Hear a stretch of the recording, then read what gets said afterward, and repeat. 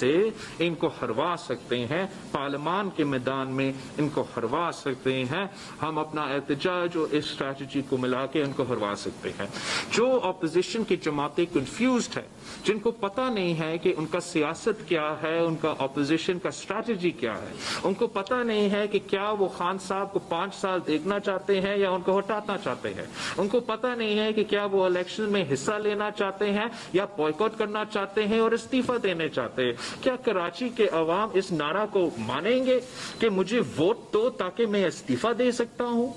अब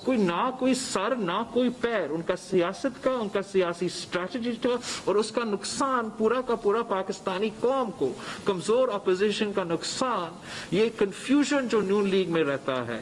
ये जो जॉक्सटापोजिशन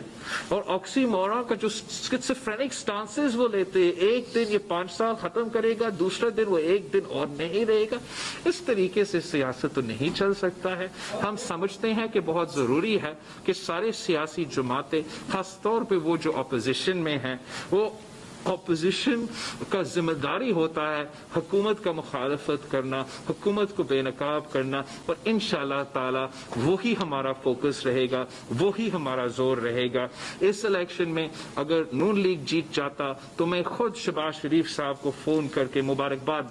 दे देता, और मैं समझता हूँ कि जिस तरीक़ेकार से मुस्लिम लीग का इनके हार का, इनका लूजिंग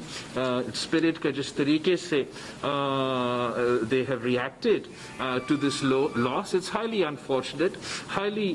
immature,